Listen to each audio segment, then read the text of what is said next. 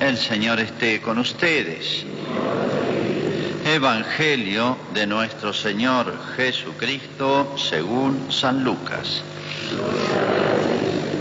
Jesús iba enseñando por las ciudades y pueblos mientras se dirigía a Jerusalén.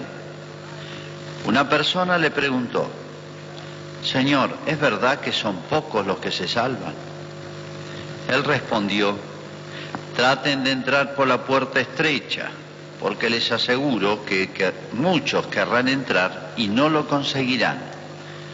En cuanto el dueño de casa se levante y cierre la puerta, ustedes desde afuera se pondrán a golpear la puerta diciendo: Señor, ábrenos. Y él responderá: no sé de dónde son ustedes. Entonces comenzarán a decir: hemos comido y bebido contigo, y tú enseñaste en nuestras plazas. Pero él les dirá: no sé de dónde son ustedes, apártense de mí todos los que hacen el mal. Allí habrá llantos y rechinar de dientes, cuando vean a Abraham, a Isaac, a Jacob y a todos los profetas en el reino de Dios, y ustedes sean arrojados afuera. Y vendrán muchos, de oriente y de occidente, del norte y del sur, y ocuparán su lugar en el banquete del reino de Dios. Hay algunos que son los últimos y serán los primeros. Hay otros que son los primeros y serán los últimos. Es palabra del Señor.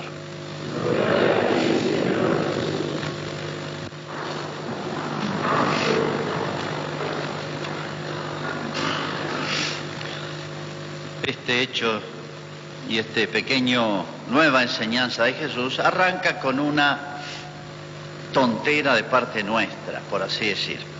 Es decir, una pregunta tonta,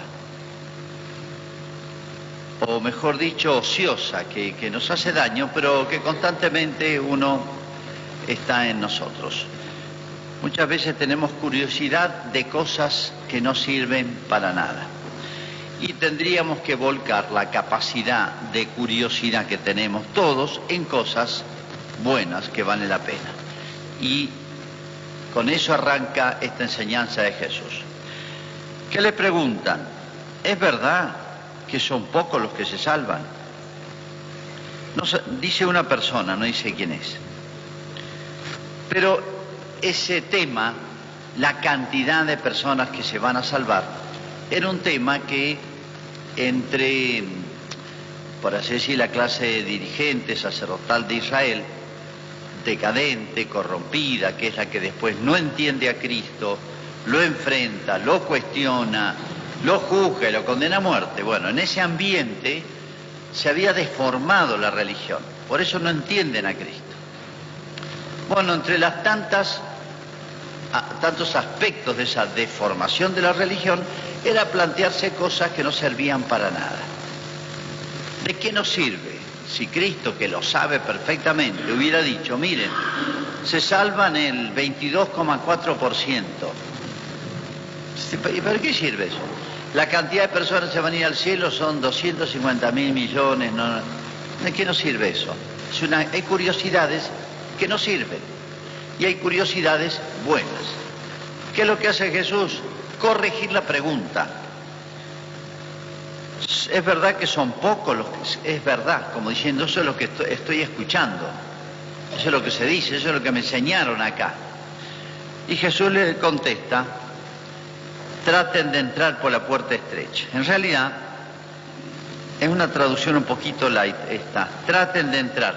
Jesús, la palabra que usa, porque ni San Lucas escribe en castellano, escribe en griego, y Jesús habló en hebreo. En realidad la palabra que usa San Lucas es luchen, y usa la misma palabra que se usa para la guerra. Uno en la guerra no dice trato de ganar, estoy acá tratando de ganar. Eso puede ser un jueguito de internet o un partido de truco, pero si estoy en la guerra mato o muero. O sea, lucho es una cosa un poquito más fuerte. La palabra que usa Jesús es esa, es la misma que se usa: luchen, peleenla, esfuércenla, rómpanse todo, esfuércense al máximo por entrar por la puerta estrecha. O sea, Jesús no le contesta la pregunta, se la corrige delicadamente. Es como si Jesús le hubiera dicho, miren, la pregunta correcta sería esta: ¿qué tengo que hacer para entrar en la vida eterna? Jesús ha hablado muchísimo y es el centro de toda la predicación de Jesús. Tengan muy en cuenta esto.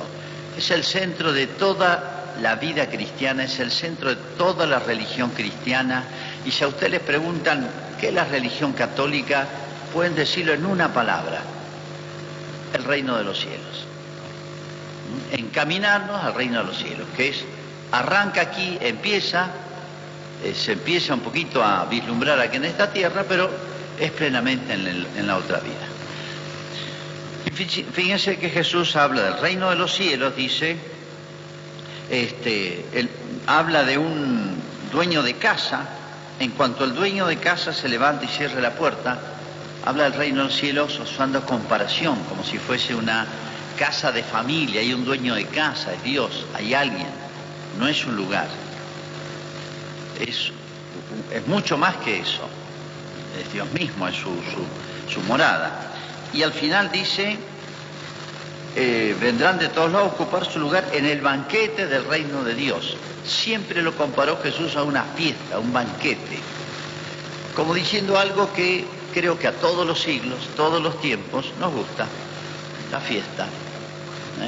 La fiesta es de las cosas más lindas que hay en la tierra. ¿Por qué? Porque, bueno, no hace falta que lo explique, uno gasta. Si lo organiza otro, mucho mejor, porque todas las preocupaciones se las lleva otro y uno va, disfruta, come, está un buen momento con los amigos y después se va. Bueno, un banquete, pero que no termina nunca. Jesús compara un banquete como para decir, y hace una comparación con algo que sé que lo entienden y les gusta a todo el mundo. Entonces, eso es el centro. Y que lo que le dice Jesús es, miren, esfuércense por entrar por la puerta estrecha, porque muchos querrán entrar y no lo conseguirán. O sea, Jesús no prometió, como a veces se piensa mucho y se deforma la religión, pensando que uno es cristiano y reza y tiene devoción a la Virgen para no tener problemas de salud, no tener problemas de trabajo, no tener problemas con los demás, no tener problemas en la vida. En realidad, jamás Jesús prometió eso. Que muchas veces nos da para esta tierra cosas que le pedimos, sí, y cosas que después vamos a perder. Salud la vamos a perder todos cuando nos morimos. Pero lo que más le interesa dar a Jesús es justamente todo el reino de los cielos, o lo que nos lleva directamente al reino de los cielos. O sea, Jesús nos da mucho más de lo que nosotros le pedimos. Entonces a veces nos enojamos porque le pedí esto y no me lo dio. Pero si me lo negó es porque me quiere dar algo más, o negándomelo me da algo más. Como decía la carta a los Hebreos, que padre no corrige a su hijo para bien de él, nos quiere algo mucho más grande de lo que le estamos pidiendo y estamos pensando. Lo primero que insiste Jesús, yo diría, es esto: la pregunta correcta es, ¿qué tengo que hacer para ganar el reino de los cielos? O sea, la importancia de la salvación, podemos decirlo en dos palabras: la importancia de la salvación. Es lo único importante en la vida. Y nos podemos hacer un test. ¿Qué cosas son las que a mí más me interesan? ¿Cuáles son las cosas más importantes para mí? Fíjense que hay cosas importantes para una persona, para una familia, para una etapa de la vida, para una edad, para una cultura, para una época, etc. Hay una escala. ¿Qué es lo más importante para mí? Habría que hacer un test y ver. Jesús nos dice, miren, lo más importante es ganarse el cielo. Por eso, muchas veces en las antiguas cruces de camino se encontraba grabados en las cruces que se ponían, salva tu alma. Salva tu alma. ¿Qué significa? Una frase que se ha casi perdido. Pero salva tu alma significa esto que dice Jesús, la importancia de la salvación. Y la salvación no se consigue así como si fuese una lotería, tuve suerte, sino luchen, peleenla. Dios hace lo suyo, que es lo más importante, y hagamos lo nuestro, peleémosla. no dice que es fácil. Por eso la vida cristiana no propone un camino de que se me da todas las cosas en esta tierra. Tengan cuidado porque eso es una deformación de la religión, muy típica de Latinoamérica, ¿eh? Yo soy religioso, si yo creo, Dios me da salud, me da todo para esta tierra. Y entonces la otra vida ya es como si no me interesara. Miren todo lo que nos puede dar acá Dios. Dios nos diría esto, miren, yo les podría dar todo lo que piden, pero eso va a pasar. Yo quiero darle cosas más grandes, más importantes y más permanentes, que no pasen más. Es lo que dijo, y recordamos en domingos pasados cuando dijo atesora tesoros en el cielo, donde las cosas no se pierden, ni se roban, ni se corroen. Bueno, pero fíjense, es como lo primero es, lo más importante no es esa curiosidad. Y yo diría que hay muchas curiosidades que nos distraen. Cuántas cosas nos entretienen, las vidas de todos los personajes de la farándula. Hay personas que viven pendientes de los torneos de deportes, de fútbol, lo que sea, pendientes de, ahora estamos todos pendientes de cuestiones políticas y económicas, o económicas y políticas, y a veces nos absorben tanto que nos distraen la atención. Y nos absorben la vida, las preocupaciones, el alma, las energías, nos chupan las energías del alma, diría yo. Por eso hay que no hay que preocuparse de estas cosas, sí, moderadamente, secundariamente, relativamente, pero aquello nunca hay que perderlo de vista. Primera cuestión entonces de Jesús es, corrige la pregunta y dice, miren, lo más importante en la vida es, procúrense usted entrar en el reino de los cielos. Cuento aquí una anécdota genial de la Madre Teresa. Ella le escapaba a la prensa, pero la prensa la buscaba por todos lados, ¿eh? Bueno, una vez le pregunto a un periodista, yo no recuerdo qué año fue, pero siempre hay temas, está el incendio de la Amazonia y en la Argentina está el tema de las estadísticas, a ver las PASO, qué va a pasar, el riesgo país, el dólar, bueno. Le caen a la Madre Teresa un periodista preguntándole una serie de temas del momento de América Latina, estaba no sé en qué país de América. El periodista le dice, le hace un enumerado. ¿Cuál de estos problemas le parece el más urgente? ¿Cuál es el problema más grave para usted? Entonces le dice, el problema, la Madre Teresa le dice y ella no pensaba mucho, le salían del alma las respuestas, ¿no?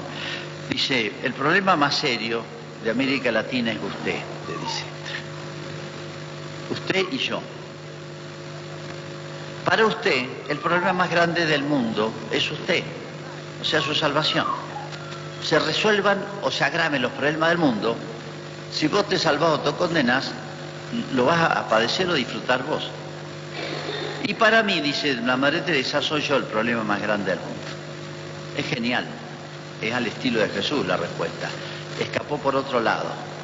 Pero a veces nos distraen y nos absorben y nos quitan la atención, porque el ser humano no puede estar atento, preocupado, interesado, atraído por muchas cosas. Siempre hay que seleccionar, o siempre hay un orden, lo queramos o no. Tenemos que conocernos un poquito y darnos cuenta de ese orden. Para usted el problema más grande del mundo es usted, y sí, también que hay que ocuparse de otras cosas, pero el problema más serio y primero es uno. Procuren, luchen de entrar por la puerta estrecha, o sea, hay que hacer un esfuerzo, porque hay que ir un poquito a contracorriente, es cuesta arriba, es viento en contra, pero bueno, vale la pena. Porque les aseguro que muchos querrán entrar y no lo conseguirán. Y acá una aclaración hace Jesús. Muchos querrán entrar, o sea, se sentirán con derecho a entrar, pero no les van a abrir la puerta, les van a cerrar la puerta y golpearán, Señor, ábrenos. Y de adentro no sé dónde son. Y comenzarán a argumentar, digamos, hemos comido y bebido contigo, enseñaste en nuestras plazas, no sé dónde son. Y dice una frase más fuerte, apártense de mí. Antes les dice, no los conozco. Y ahora dice algo más fuerte, apártense de mí. Este apártense suena a él, apartados de mí, malditos al fuego eterno. Es la misma expresión que se repite muchas veces. ¿A qué se refiere Jesús en esta aclaración, segunda aclaración? Señor, si yo tengo derecho a entrar a la fiesta, dice, no te conozco. Pero si estuve con vos, a veces nos tranquiliza la conciencia y es como una tentación que nos quita las preocupaciones por esforzarnos, el decir, bueno, yo soy cristiano, yo tengo comunión, confirmación, yo soy amigo del cura, bendijeron mi casa, yo tengo estampitas en mi casa, yo fui a una escuela católica cuando era chico, yo cuando era chico era monaguillo, muchos me dicen así, padre, yo cuando era chico era monaguillo. Sí, bueno, eso me decía un tipo que estaba en la cárcel. Yo cuando era chico era monaguillo, sí, pero mira dónde estás ahora, mira lo que sos ahora. Yo he sido sacristán, yo he trabajado en un colegio católico, no hago referencia a nadie en particular, ¿no? Yo he sido cura de Malargüe, yo he sido papa, ni eso va a valer, ni con el título de papa. ¿Qué es lo que va a valer? Apartados de mí los obradores del mal, la iniquidad, apartados de mí los que hacen el mal. O sea, Jesús dice, las obras, no se confundan, no se tranquilicen, tengan cuidado con esa tentación de que según se tranquiliza el alma simplemente pues yo tengo cierta apariencia cristiana. Si no hay obras concretas, obras buenas, un estilo de vida, una manera de pensar y de obrar distinto, Jesús me va a decir, no te conozco. En términos criollos actuales, nos va a ningunear Jesús, y es muy feo. Entre nosotros a veces, y es una actitud mala, ¿vieron? Quitarle la palabra a una persona, no hablarle en todo el día, no, es una manera de... Pero no nace de un acto de justicia como Jesús, sino que nace a veces de un acto de descarga, de la ira, del orgullo, de la vanidad, de qué sé yo. Pero este ninguneo, digamos, entre comillas, de Jesús es bravo, porque es Dios, y la palabra de Dios hace lo que dice. Así hizo el universo, hágase las cosas y se hacían, ¿no? Y después más, medios como le insisten, se enoja. Es todo un montaje acá, una especie de una parabolita. Le insisten y dice, como diciendo, a todos los argumentos que me dan, que no valen, apártense. Apártense de mí, y le da la razón. Le argumenta, bueno, Jesús contesta, con razones. Los que obraron el mal, los obradores de la iniquidad. Iniquidad significa injusticia, los que obraron mal. Por eso en la vida, lo primero es ubicarnos, lo que se llama una jerarquía de valores, las cosas más importantes, las en segundo lugar, las en tercer lugar, o lo que se ordena al fin último. Cristiano es el que nunca pierde de vista eso. Por ahí nos sacude un poco las noches, los temporales, nos cuesta la subida a la montaña, etcétera, pero bueno, nunca hay que perder de vista el fin, y meterle, esa es la vida, ¿no? Por eso, en la vida es importante ante todo conocerse, qué cosas me frenan, me impiden, en este momento, de adentro y de afuera. Nos ha tocado vivir una época, un siglo, una etapa de la humanidad mala, muy mala, donde Dios está ausente y uno no lo recibe de pequeño, por así decir, del ambiente. Hay que hacer un esfuerzo y pensar un poquito qué está bien y qué está mal de lo que yo veo, de lo que yo oigo, o de las costumbres que están difundidas en nuestra sociedad. Tengo que hacer constantemente ese esfuerzo, que no debería existir.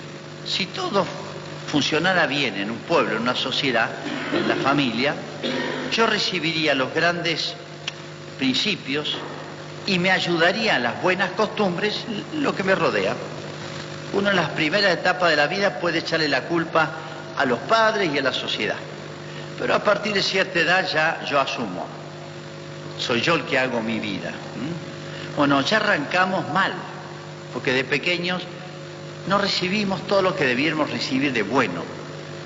que nos entra por los ojos y nos entra por los poros, se puede decir, lo respiramos en el ambiente. Por eso hay que hacer, yo diría, ese luchen de Jesús, hay que pelearla bastante hoy, yo diría mucho más que en otros tiempos. Primera cuestión es conocerse, no es tan fácil, esto no se hace con un test simplemente, conocerse desde el punto de vista de lo bueno y lo malo, las dos cosas, sabiendo que hay algo, lo más importante, y es que nuestra naturaleza está fabricada por Dios y es buena. Vio Dios lo que había hecho y era bueno, y cuando hizo el hombre vio que era muy bueno. O sea, estamos bien fabricados, por así decir. Hay que hacerle mantenimiento, hay que hacer pequeñas correcciones o un poquito más que pequeñas. Pero bueno, partimos de una base, tenemos una naturaleza rica, todos. Hay cosas que no vamos a conseguir nunca en la vida. Yo decía, bueno, a esta altura no me voy a poner a estudiar ingeniería ni medicina, se me pasó. A esta altura no me voy a dedicar a un deporte porque quiero competir a nivel latinoamericano, panamericano, porque ya se me pasó. Pero en las cosas espirituales más grandes, las más importantes, siempre es tiempo. Siempre soy joven, siempre tengo la capacidad íntegra de empezarla y llegar hasta arriba, ¿no? Primero, conocerse no es fácil, sobre todo en los defectos más espirituales, más vinculados a la soberbia, porque lo soberbio oscurece la vista. Entonces se pierde el sentido moral, se pierde el sentido del bien y del mal. Y eso es lo más tremendo que pasa hoy.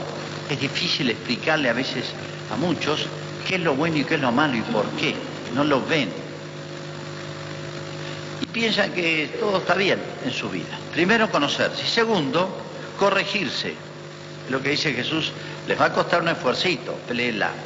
Pero antes ha hablado de una fiesta, de un padre de familia, el reino de los cielos, como diciendo, mirá, como uno le dice a un pibe, mirá, sacar el título de terminar el secundario, o sacar un título de una licenciatura, una carrera, algo, te va a costar, pero vale la pena, metele, el esfuerzo vale la pena. Estoy haciendo mi casa, significa renuncia, trabajo los sábados, los domingos, estoy haciéndolo medio casero, todo, pero bueno, vale la pena, porque uno, el fin, lo que quiere, es algo que realmente me entusiasma, vale para mí. Entonces, fíjense cómo se potencia, el esfuerzo ya casi no es esfuerzo. Esto sí que súper vale la pena, porque si pensáramos bien que es el reino de los cielos, bastaría eso. Por eso Cristo dice, luchen, esfuércense, que esto vale la pena. Y es como si dijera también, no se dejen guiar por la mayoría. Pues dice, muchos querrán entrar, o pensarán que están entrando, pero no. Muchos. Significa lo opuesto a muchos, lo complementario a muchos es pocos. ¿Qué significa esto? Miren, no dio estadísticas, pero como diciendo, la mayoría de las personas no se esfuerzan demasiado. O sea, la psicología humana, ya los conozco y yo sé cómo son los seres humanos. Bueno, les voy a dar un test para que se hagan ustedes. Personalmente, de 8 puntitos, a ver si las cosas van bien o no. Nadie puede decir hoy, yo ya estoy salvado. Jamás nadie. Hasta el último instante de la vida, el tipo tiene el infierno a 2 centímetros puede salvarse, como el buen ladrón. Y uno que tiene el cielo ya aparentemente agarrado con las manos lo puede perder. La Escritura dice, a nadie llames bueno hasta el día de la muerte. A nadie llames bueno hasta el día de la muerte. Pero uno puede decir, voy bien encaminado, estoy en la ruta, no llegué a Buenos Aires, pero voy bien por el camino, hasta ahora va bien. Bueno, 8 puntitos para ver si pueden decir, voy bien, por ahora voy bien. Primero, vivir habitualmente en gracia. En gracia significa en amistad con Dios. Uno la puede perder por la fragilidad humana y bueno, Dios puso el remedio en la confesión. Segundo lugar, espíritu de oración. No es simplemente rezar cuando yo me las veo mal, estoy en una urgencia, sino las buenas y en las malas. Ser parejo en la oración con Dios. La oración es el trato con Dios, ¿no? De mil maneras, la manera que ustedes quieran. Pero que no se pierda eso, un espíritu, más que rezar tanto materialmente, mantengan siempre ese anhelo, ese deseo y lo concreten. Tercer lugar, verdadera humildad. No voy a explicar acá lo que es la humildad y lo contrario de la soberbia, pero digo en dos palabras. Es saber quién soy yo y quién es Dios. Nunca compararse a los demás, es como un acto de soberbia, sino compararse con Dios.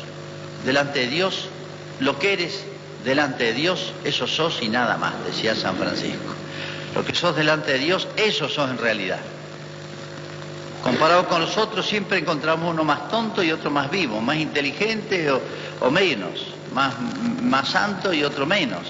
Entonces, no sirve ese tipo de comparaciones. Reconocer que Dios es Dios. Cuarto lugar, paciencia y mansedumbre en las adversidades. En la vida está lleno de adversidades y cosas buenas. Nuestra vida está dosificada. Hay adversidades bravas, pruebas duras, cruces duras. Hay personas que las tienen casi toda la vida. Bueno, o por eso llegan por momentos, son chicas.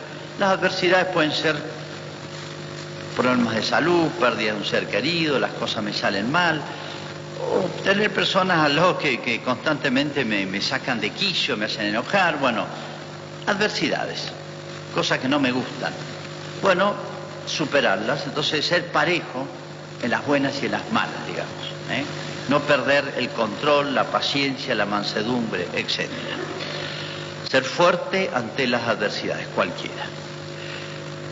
Quinto, misericordia y caridad. O sea, la caridad efectiva se llama misericordia. Es decir, ser exigente con uno y paciente y misericordioso con los demás. Sexto, amor sincero a la Santísima Virgen, constante y sincero, tampoco interesado, como les decía.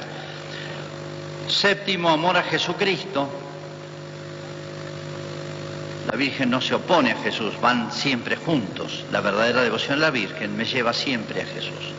Hagan lo que Él les diga, como dijo en Caná. Y finalmente, amor a la Iglesia. A pesar de todo lo que puedan ver, la Iglesia está compuesta de hombres. Cristo es intachable. La Iglesia, según a lo que miremos. Al que la fundó y al que está presente y le da vida, es intachable Jesús. Si miramos los miembros, empezando por nosotros, vemos manchas, oscuridades. Hay que saber ver a la Iglesia, aún dentro de las personas humanas con las cuales tuvo que organizarla, empezando por San Pedro. Pero en la Iglesia que él funda, es donde dejó todos los medios para la salvación.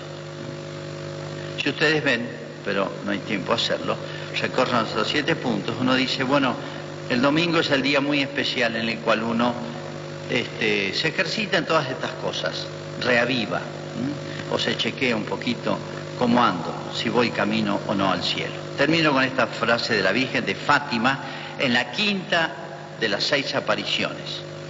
Dice Lucía, se puso muy triste y nos dijo, rezad mucho y haced penitencia por los pecadores, porque son muchas almas las que van al infierno por no haber quien rece y se sacrifique por ellas. Es textualmente la Virgen. Son muchos, repite las palabras de Cristo casi, pero las actualiza. No son para los chicos, son para todos nosotros. Bueno, que la tomemos muy personalmente, por nosotros, la oración y esa capacidad de sacrificio, de ofrecimiento, de no quejarse ante las adversidades y por tantos que hoy necesitan. Hacemos nuestra profesión de fe.